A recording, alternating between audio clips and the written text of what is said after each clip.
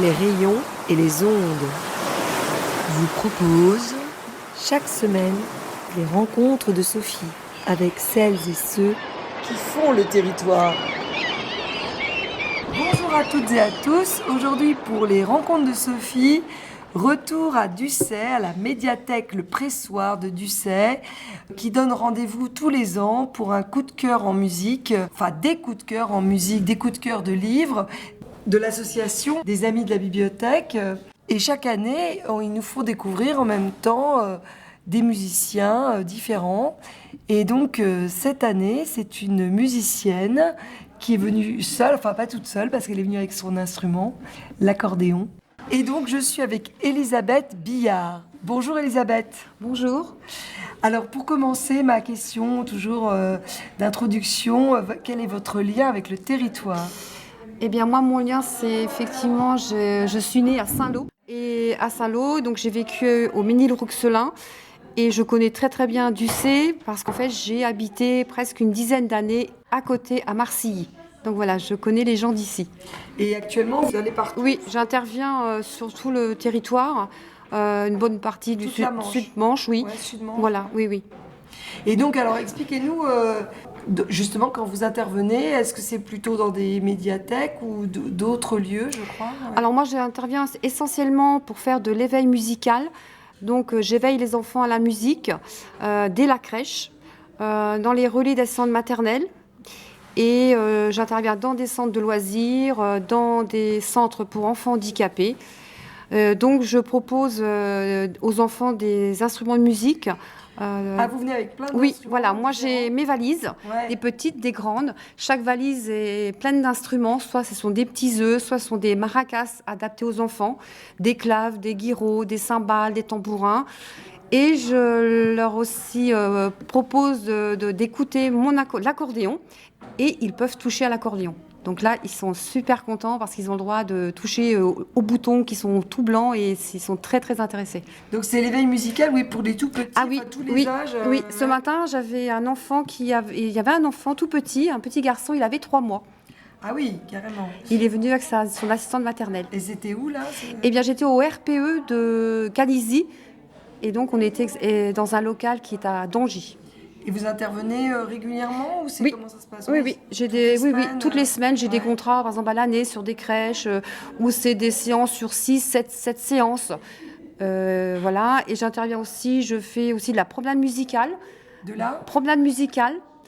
Promenade, pardon. Donc on se promène par exemple dans la forêt. Donc avant, je cache un petit escargot, un petit lapin, et puis on arrive même à voir le grand cerf. Et ce qui est extraordinaire. Et donc vous faites de la musique en promenant avec les enfants ? Oui, de l'accordéon. Ouais. Et on s'arrête. Oui, c'est vrai que l'accordéon, c'est vraiment très voilà, mobile. c'est ça. Et c'est surtout que c'est très convivial. Et les enfants, écoutez, moi, ça va faire la 16e année que je fais ça. Et voilà. Comment vous êtes... Alors, c'est quel accordéon ? Parce que je crois qu'il y a 2 sortes d'accordéons. Alors moi, c'est un accordéon chromatique. D'accord. Donc c'est celui qui est, comment dire, classique par rapport à l'autre qui est plus traditionnel, folk. Oui, le diatonique, c'est pas du tout la même manipulation. Il y a plus de touches, je crois, le chromatique, non ? Oui, effectivement. Ouais. Oui. Alors comment vous êtes arrivée à la musique aussi ? J'aime bien. Moi j'ai commencé à jouer de l'accordéon, j'avais 8 ans. Ah oui. Donc j'ai pris des cours. Donc c'est pas l'accordéon en fait. Dès le départ, c'était ça. Oui. Alors non, dès le départ, je voulais jouer du piano. Et donc mes parents, m'ont plutôt plus petit, voilà, ça faisait moins de chambards dans la maison. Et donc on m'a dit pourquoi pas l'accordéon. Donc j'ai commencé à 8 ans et j'ai joué à peu près jusqu'en 6e, 5e. Ensuite, c'était des cours des cours particuliers. Non, avec un particulier. En fait, c'était Mademoiselle Le Besneret, Marie-Yvonne, qui était à Saint-Lô. Elle n'exerce plus du tout, mais il y a encore toujours sa plaque, rue Docteur Le Turc. Et c'était une femme, donc aussi, ouais. C'est vrai que souvent on pense plutôt à... Non, quoique je suis bête, il y a Yvette Horner quand même qui est Yvette Horner. Donc il y a autant d'hommes que de femmes. Oui. C'est plus des femmes, plus des hommes, tiens, c'est... Non, je pense qu'il y a plus d'hommes. Il y a plus d'hommes, Oui. c'est ça Oui, quand même, oui, je oui, pensais oui, un peu, oui, oui. Mais il y a quelques femmes célèbres, oui, et puis Oui. voilà, et donc il y a des femmes, dont vous. Et donc, oui, vous disiez, vous avez vécu à Marseille, et donc vous intervenez aussi à la médiathèque, ou c'est exceptionnel Là, c'est la première fois qu'en fait je fais ce genre d'intervention. Je suis déjà intervenue sur Ducé, par exemple sur des petits marchés le dimanche matin. Donc je suis déjà intervenue sur la fête de la musique également.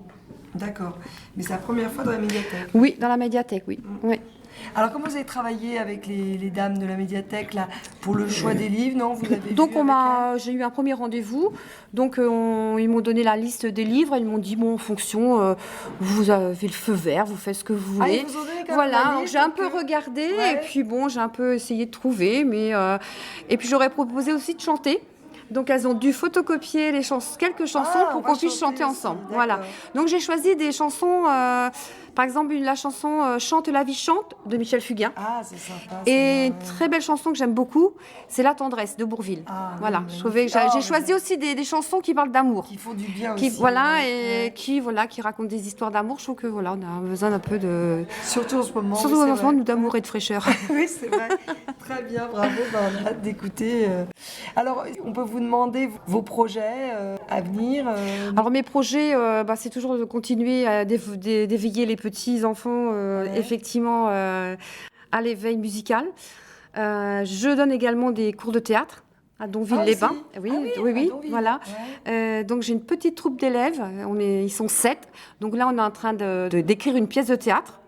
Je ne dis pas laquelle, il faudra venir la voir. Donc Ça voilà. s'appelle comment? C'est dans quel cadre? Alors c'est l'association Fun Artistique de Donville-les-Bains, voilà, qui est. Et je donne des cours tous les mardis soirs et tous les mercredis après-midi. Il y a de la musique aussi ou pas? Oui. Alors, Vous mélangez? oui, on mélange. Oui, Oui, oui. quand même. Voilà, oui, parce que bon, moi j'ai un élève qui est très doué avec son portable, donc lui il fait tout ce qui est musical. Il fait, voilà, on allie la photo, la musique et le théâtre. Ah, vous Oui, utilisez les je- talents et voilà, les talents de chacun pour pouvoir. Ouais. Parce qu'en fait, c'est compliqué, le théâtre est compliqué. Et donc, moi, j'ai pas voulu leur faire apprendre des textes. En fait, on a réactualisé Le Malade imaginaire 2025. En fait, on a quand même étudié Molière, on a quand même lu un peu des passages du Malade imaginaire. Et je leur ai demandé de choisir leur rôle. Alors, donc, évidemment, sous mon œil, et chacun a écrit son propre rôle. Voilà. Donc on a fait ça en commun.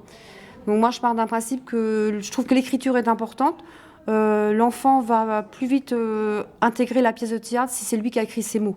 Et s'il se trompe dans un mot, c'est pas grave. Et franchement, c'est enrichissant. Moi, je suis très contente d'avoir des élèves comme ça. Ils ont quel âge? Entre 8 et 12 ans. Et ça, oui, en fait, ils se connaissent pas forcément, mais ça crée une troupe. Ouais. Oui, il y a une très très bonne ambiance. Donc nous avons, il y a 6 filles, un garçon. Donc on invite les garçons à s'inscrire au théâtre. Ah, mais souvent, c'est le problème. Ça, c'est le problème. C'est comme la danse classique, mais faut se lancer. Faut se lancer. Bon, mais on s'inscrit à l'année, oui. Oui, donc, on s'inscrit à l'année. Oui, oui. Donc le spectacle sera quand? Comme ça, on Alors peut le voir. spectacle, c'est mi-juin et ça sera dans la salle, à côté de la salle des fêtes de Donville-les-Bains. D'accord. Et donc comme ça, on peut après s'inscrire pour l'année prochaine. Oui. Il y a des enfants qui sont venus l'année dernière voir la pièce et qui se sont inscrits.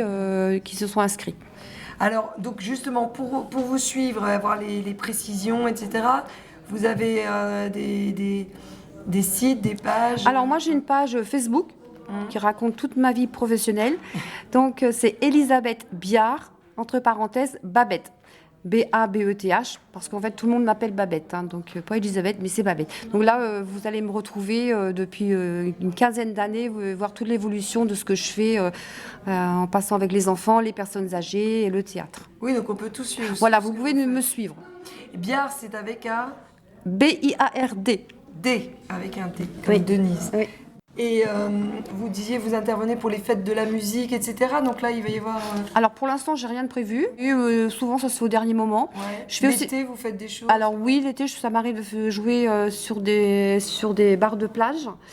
Et également, moi, je fais du spectacle pour enfants. Donc j'ai un spectacle qui s'appelle La Farandole des petits loups, ça fait 16 ans que je joue. Il n'a pas pris une ride. Et c'est un spectacle théâtral, musical, voilà. Et c'est vraiment adapté à partir des enfants, 2 ans, même moi, jusqu'à 6-7 ans. Et vous proposez ça où alors? Partout. Dans les écoles, pour les fêtes de fin d'année, même pour les maisons de retraite. Par exemple, par exemple à Ducé, voilà, Ducé, j'interviens assez souvent à la maison de retraite de Ducé. Eh bien, il y a une année, ils m'ont fait venir pour que je fasse le spectacle des enfants, du personnel. Donc voilà, ils ont offert un spectacle et les papis, les mamies, parce que moi je les appelle comme ça, les papis, les mamies étaient là et c'est un moment formidable. Parce qu'ils voient les enfants, ils voient le personnel dans un autre enfin voilà, sans leur blouse, et c'est un très très bel échange. Moi, j'aime bien faire des échanges avec les enfants et les personnes âgées. Ouais. Oui. Ça c'est très très important. C'est une belle idée. Donc, écoutez, alors, ma dernière question, c'est un choix musical, mais je crois que là, je vais avoir l'embarras du choix. Hein, et vous nous avez déjà donné 2 noms de très belles chansons, et donc je vais enregistrer toute la soirée, et puis je choisirai dedans pour clore notre entretien. Merci beaucoup, Elisabeth. Merci beaucoup.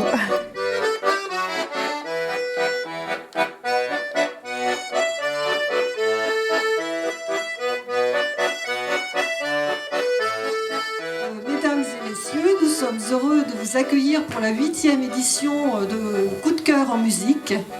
Ce spectacle vous est offert par l'association Les Amis de la Bibliothèque de Ducé-les-Chéris. C'était l'introduction par Pierrette de la soirée Coup de cœur de Ducé. L'association était très heureuse de pouvoir annoncer que cette année, ils avaient les coups de cœur des jeunes du Conseil des jeunes de Ducé. Pierrette a ensuite laissé la parole à Cécile pour un historique des coups de cœur. Je vais maintenant laisser la parole à Cécile parce que c'est elle qui est à l'initiative du premier coup de cœur en musique. Elle avait mis ça en place avec notre bibliothécaire Véronique. Donc je lui laisse la parole. Merci Pierrette. En fait, non, c'était pas moi qui étais à l'origine, mais c'était notre ancienne présidente, Yvette Muller. Elle avait fait ça avec Véronique, mais elle avait très peur de parler en public, donc c'était moi qui avais présenté le premier coup de cœur. Donc ça fait exactement 10 ans, c'était en 2015. Donc le premier coup de cœur, nous n'avions pas de musique. Donc c'était un peu tristouné. Donc après, nous avions demandé à des artistes de venir ponctuer par des chansons entre les livres pour que ce soit un peu plus agréable. Et puis donc en 2016, nous avons eu le groupe So. Et il y avait Sophie, Peter et Bubu. Alors, Peter, c'est le vétérinaire qui exerce ici. Sophie, c'est sa femme. Et Bubu, c'était un ami c'est l'ami d'Elsa. Si vous connaissez les gens du C. Et oui, il faisait un groupe qui s'appelait So. L'année d'après, nous avions eu Didier Marest et Hubert Franck. Et Hubert, après cette soirée-là, est devenu bénévole de l'association pendant quelques mois. Puis après, il a déménagé, donc il n'a pas pu rester. En 2018, nous avions préparé une expo qui s'appelait 14-18 les femmes. Donc nous n'avions pas fait de coup de cœur en musique. C'était vraiment une grosse exposition qui nous avait pris beaucoup de temps, donc on n'avait pas fait ça. En 2019, c'était les 10 ans du pressoir. Donc là, nous avions demandé à Alain Ray de venir chanter pour nous. En 2020, nous n'avons rien fait. Comment se fait-il ? C'était le Covid. Donc, nous ne pouvions pas faire de réunion comme ça. En 2021, c'était le groupe Noctambule. Donc, c'était d'autres sortes de chansons. C'est plutôt du folklore un peu irlandais. En 2022, nous voulions faire avec Jean-Pierre Saint. Son spectacle était un tout et on ne pouvait pas couper, donc nous n'avions pas fait de coup de cœur cette fois-là. En 2023, c'était Marie Motan. Je ne sais pas si il y en a qui étaient là aussi. Donc Marie Motan, et puis elle avait un guitariste avec elle. Hein. C'était très bien aussi. Et l'année dernière, c'était Clara Lionza. Voilà. Et donc cette année, eh bien, c'est Elisabeth Biard qui va nous accompagner pour cette soirée.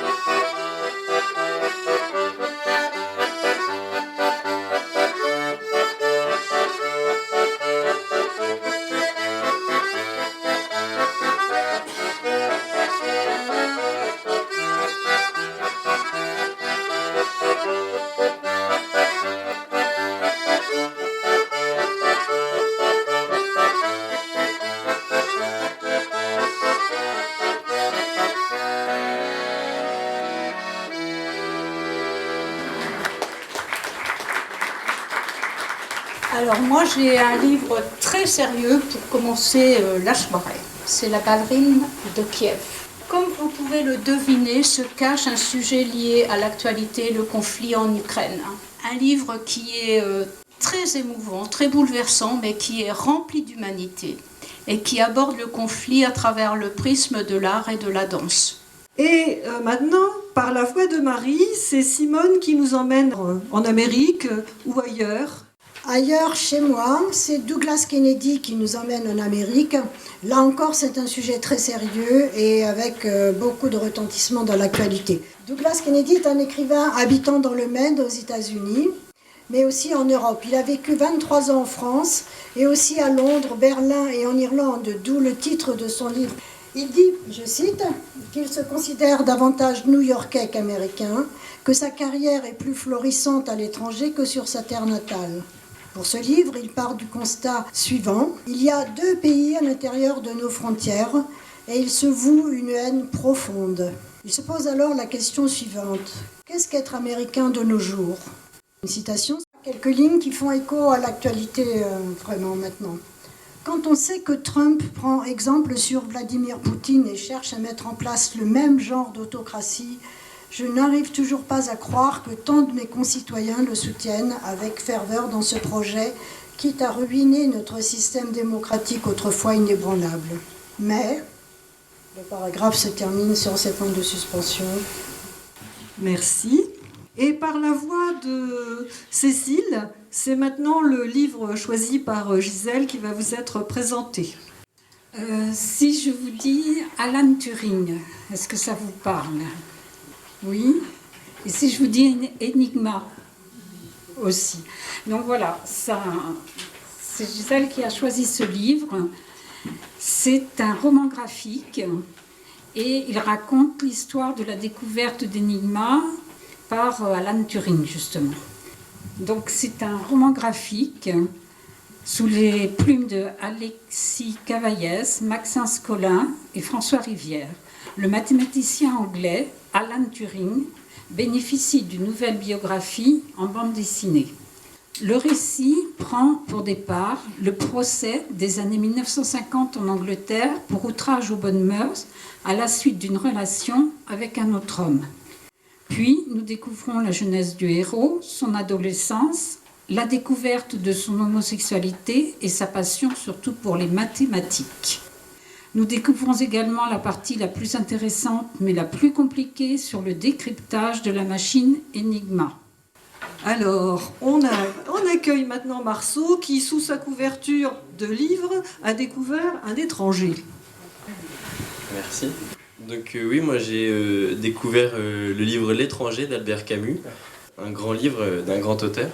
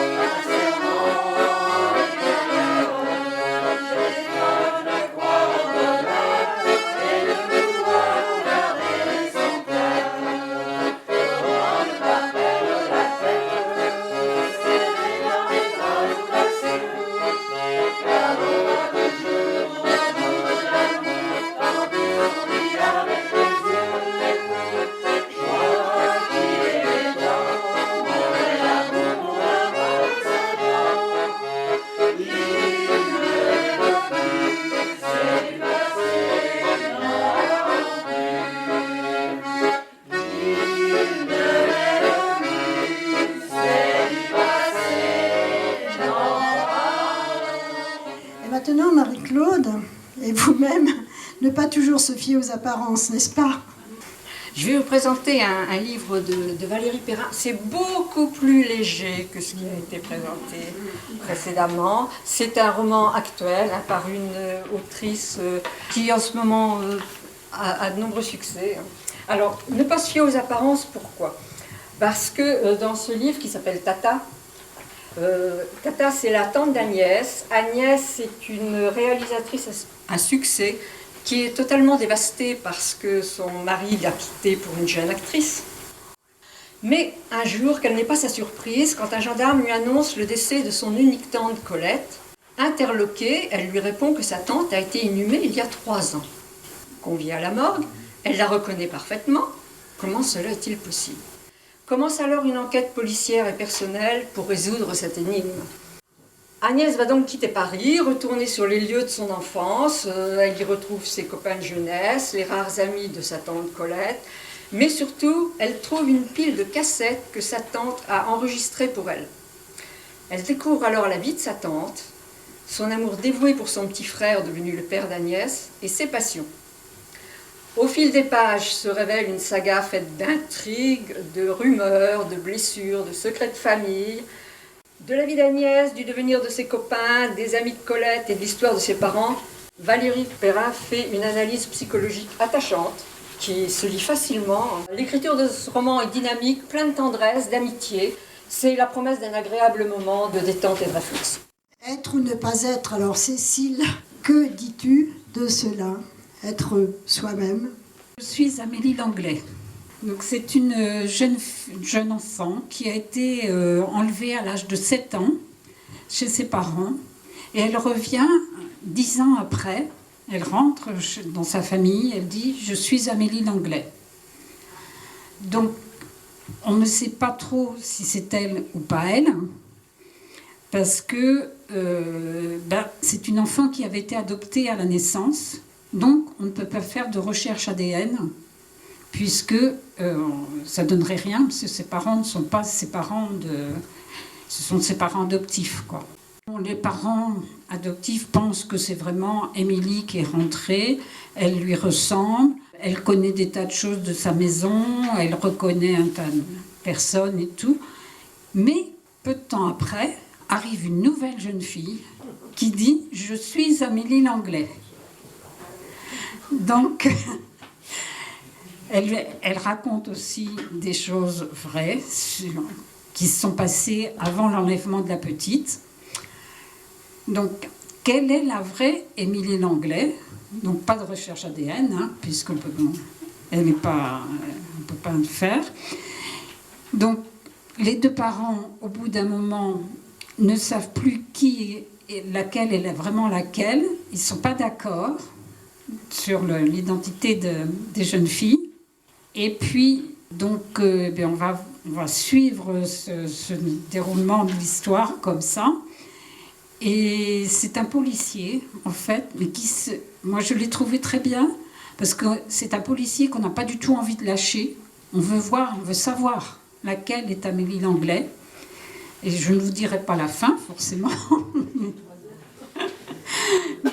C'est un roman qui ne prend pas la tête non plus, qui est agréable à lire. Donc je vous le recommande pour passer un bon moment. Et maintenant, j'appelle Émilien, le deuxième jeune élu au conseil municipal des jeunes, est suffisamment courageux pour être lui-même et nous présenter. Je te laisse présenter le titre. Hein, voilà. Mon livre, ça s'appelle Le journal d'un dégonflé. Il y a plusieurs tomes. Il y a le 1, 2, 3. Il y en a 19. L'auteur est Jeff Kinney. Il y a plusieurs personnages qu'on voit le plus souvent. Déjà, le personnage principal est Greg Effley. Après, il y a le père de Greg, la mère de Greg, Roderick, le grand frère de Greg, Manu, le petit frère de Greg, et Robert, le meilleur copain de Greg. Mon livre, c'est plutôt un livre de poche, mais il y a quelques images quand même. Et c'est l'histoire d'un collégien qui est au collège et qui a des amis. C'est drôle un peu. Et voilà. Je vais vous présenter donc La Manche. C'est écrit par un jeune de 20 ans, un premier roman, Max de Paz. Donc le narrateur, c'est un jeune de 19 ans qui vit dans la rue. Il nous raconte son quotidien dans des paragraphes très courts mais ciselés, des épisodes de sa vie. Alors, il raconte son quotidien et celui de ses copains. Philippe, qui est un ancien gardien de musée, mais malheureusement, il avait oublié un enfant dans le musée, qui a passé la nuit dans le musée, donc il a été licencié et il s'est retrouvé à la rue. Il y a aussi Tanas, un Rom, qui vit avec sa famille. Et puis il y a Moussa, le noir, venu du Sénégal.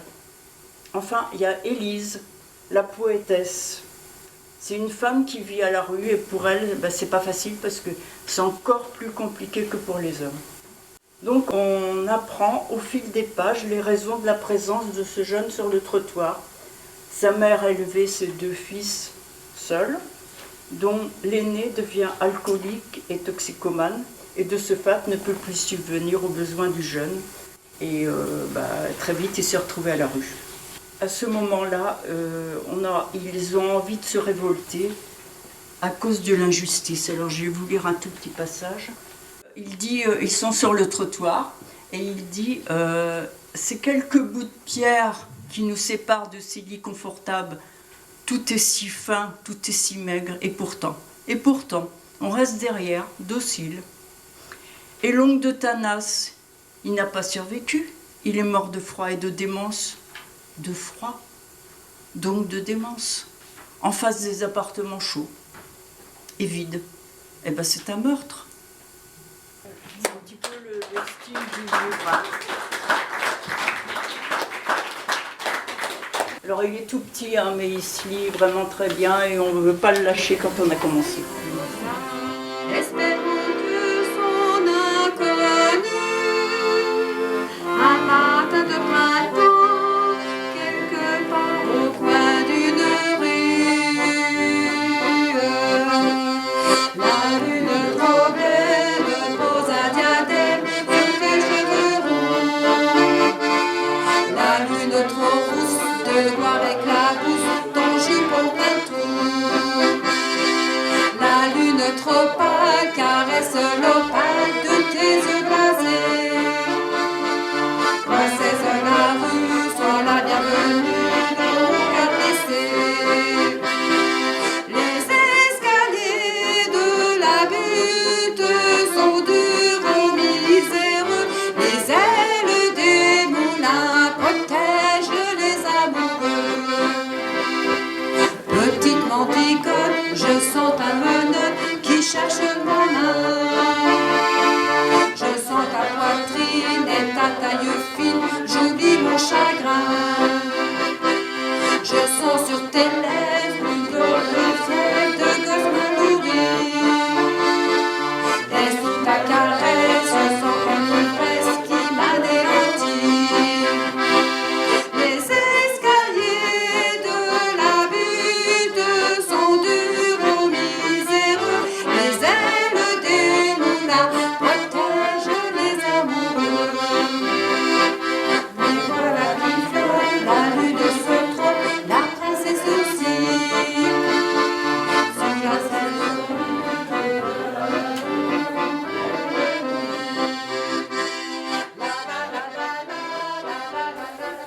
Alors Diego, est-ce que ton personnage va trouver la lumière? Tu nous apportes un livre, Le parfum du bonheur est meilleur sous la pluie. Est-ce ça? Oui. Bonsoir. Alors ce soir, je tenais à vous faire part d'une de mes lectures qui m'a particulièrement touché. Alors c'est un livre de Virginie Grimaldi, Le parfum du bonheur est plus fort sous la pluie. Cet ouvrage parle de l'histoire de Pauline, une jeune femme vivant une vie très paisible avec son mari et son fils. Malheureusement, peu avant l'été, son mari lui demande le divorce. Suite à cette douloureuse annonce, Pauline décide, durant les grandes vacances d'été, d'écrire chaque jour une lettre à son ex-mari, dans lequel elle lui écrira un souvenir de leur relation. Ces souvenirs, parfois drôles, émouvants et intrigants, ces souvenirs vont faire ressurgir à Pauline et son ex-mari des sentiments et des épreuves parfois douloureuses partagées tout au long de leur relation. Ce livre est principalement rempli de bienveillance, de bonheur et de joie, du fait qu'il soit rempli de lettres de Pauline qui nous laissent prendre place dans sa vie. J'ai choisi ce livre car pour moi, malgré le temps pluvieux de cette journée, ce livre respire l'air printanier de la douceur, du bonheur, malgré une situation assez triste. Ce livre nous redonne la joie de vivre et nous donne envie de défendre nos pensées dans n'importe quelle circonstance. Faire le tour du monde en 80 jours, poussé par le vent, aller tout droit devant. Faire le tour du monde en 80 jours, du haut d'une nacelle, rêver d'universel. Voyager en montgolfière du pôle Nord au sud, échapper à la colère du triangle des Bermudes. Voir les chutes du Niagara, la grande muraille de Chine et les sables du Sahara quand la lune illumine. Survoler l'Himalaya, immense toit de la terre, les troublants temples mayas entourés de mystères. Retrouver quelle merveille les ruines de l'Atlantique, se coucher avec le soleil au pied des pyramides. Faire le tour du monde en 80 jours, poussé par le vent, aller tout droit devant. Faire le tour du monde en 80 jours, du haut d'une nacelle, rêver d'universel. Pleurer sur le Grand Canyon, les Indiens disparus, regretter à Babylone les jardins suspendus, reconstruire la tour Babel, le phare d'Alexandrie, et saluer la tour Eiffel en passant par Paris, puis se poser quelque part, trouver l'Eldorado, île marquise sous Zanzibar, paradis en cadeau, et s'éveiller hébété sous les cloches de Beaucaire, en trouvant ouvert un livre du Genève. La la la la la la la la la la la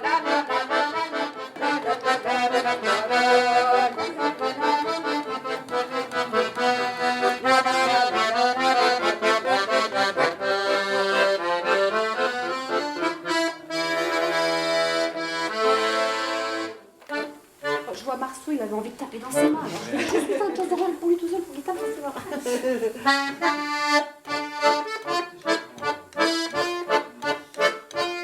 Il y a de la place aussi pour danser là. Non ? Après, il faut vous préparer pour venir chanter. Hein.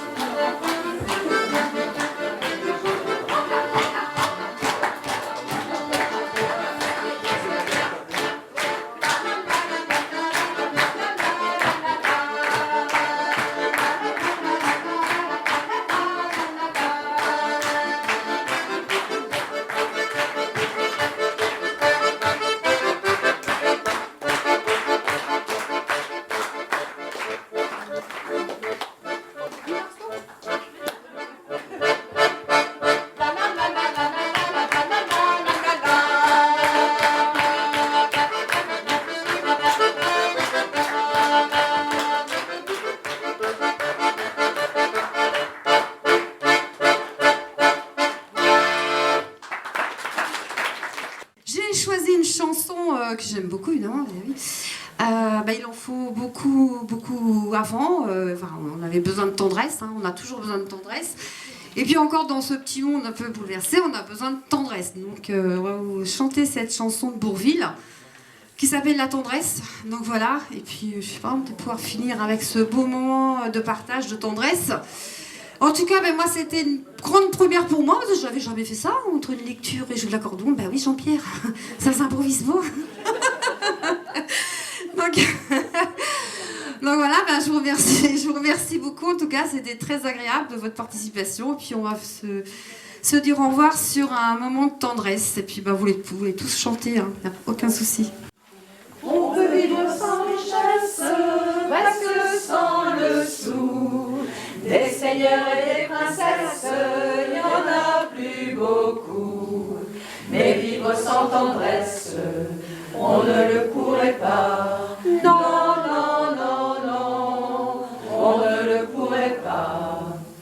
On peut vivre sans la gloire qui ne prouve rien. Être inconnu dans l'histoire, mais s'en trouver bien. Mais vivre sans tendresse, il n'en est pas question. Non, non, non, non, il n'en est pas question.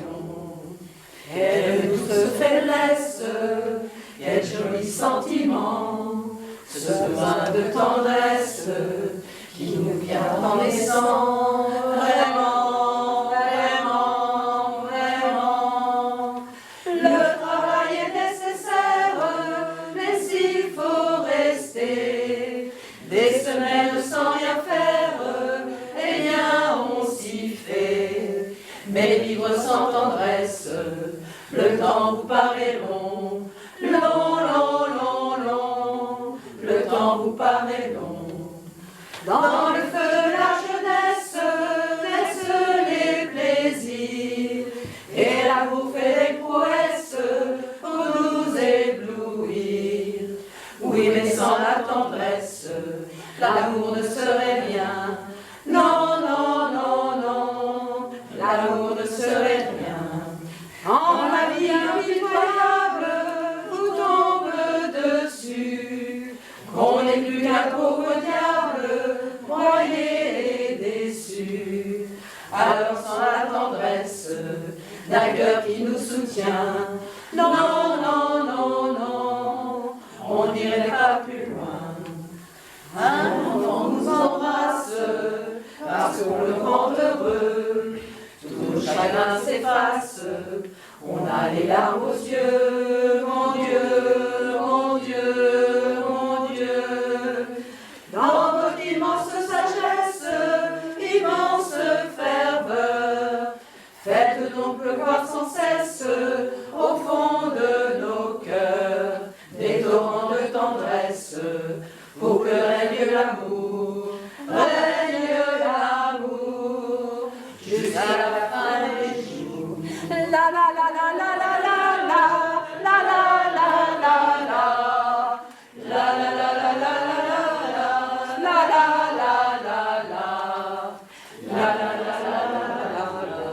il n'en est pas question. Non, non, non, non, il n'en est pas question. Bravo.